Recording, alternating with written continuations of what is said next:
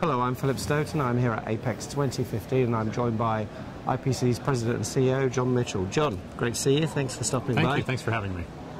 Show seems to have gone pretty well first 2 days. People seem pretty happy. Amazingly well. It seems to have grown quite a bit too. Yeah, we're at 450 exhibitors. We've had great attendance.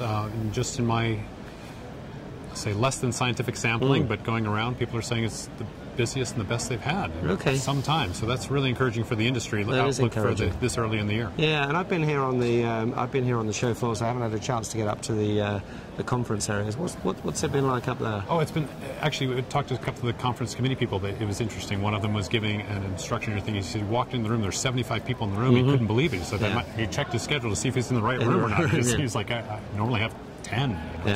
So we're really encouraged by the enthusiasm that the industry seems to be showing for the show and the events. And I kind of like that because it's always been a show with a good conference, but that whole training element has really gained traction, hasn't it? That's become with the professional development. Exactly. Yeah. It's almost like this show is 3 events. You know, you have the exhibition, which is great, and then you have the professional development, and then of course the standards activities. And so what's nice is to see the synergy between all of them. Yeah. And just on the standard side, we're seeing a real blurring between lines in industries now, wearables, automotive, all those sectors. Is that making more demands on the standards team to bring out? You know, it continues to be a challenge because you want. It's hard to make one standard that's one size fit all, and so we're starting from some of our more popular standards. We're starting to put together specific addendums. Okay. So, like we have a space addendum that goes along with, say, the 610, where that takes all that extra stuff that the space industry wants to capture. And we put it in just a separate addendum. We're considering doing that for other industries as well. Okay. So, what are you seeing driving the industry at the moment and driving IPC in terms of demand? Is it what kind of technology is pushing you, and what are your members asking you to do? So a lot of it comes to what you're talking about, the education piece. So obviously there's standards, which they want them faster. They want to make sure that we're up to date, et cetera. And so we're working with the committees, and there's some challenges with that because traditionally it takes a fairly long time. But by and large, we're hearing a lot of good comments about how to speed that up. The next thing is on education. I mean, there's so much information that people need to understand. So we're striving to advance our education programs and to do more that we can in that area. The other area that kind of surprised me, we did an industry survey about a year ago, and we've been acting on it actually a little bit before that, but we were pleased to see it reflected is our advocacy efforts. So we're working with governments. We've had some actually really great impacts in China, in the U.S., and we're working with the European Council as well. So we're trying to be very active globally on the advocacy front. That's really important on the advocacy front, but also on the standards front. We want those to be global because actually the suppliers in the industry are very much global now. Our membership, just to give you a brief breakdown, we've got about 2,200 members in the U.S., 800 in Asia, and 500 in Europe. Wow. So literally 40% of our members are outside of the U.S. now, and that percentage is growing. So we're trying to make sure that each of those aspects have an active voice in the standards and in what their needs are from IPC. So you get all that data in and you're able to deliver something very consistent globally coming back out.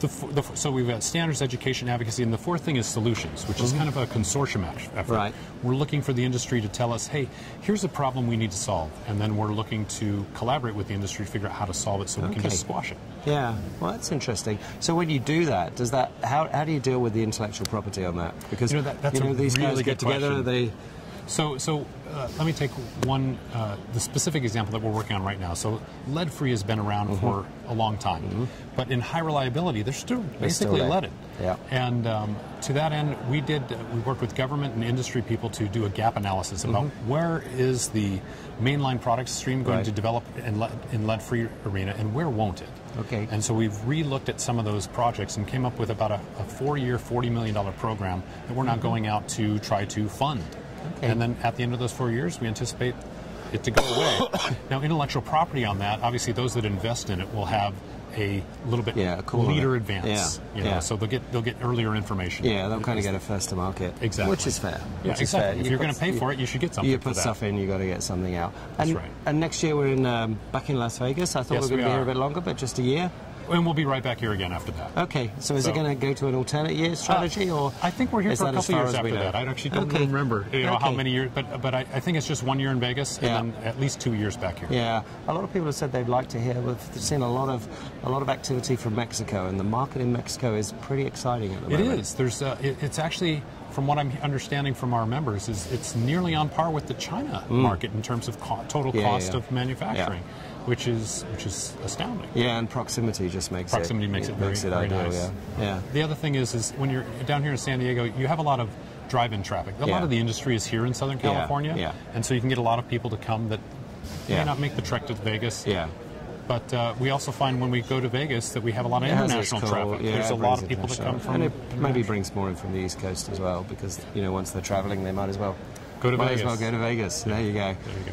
Thanks for stopping by. Pleasure to talk to you. My pleasure. Enjoy what's left of the show. Good seeing you again. Take care. Bye. Thank you.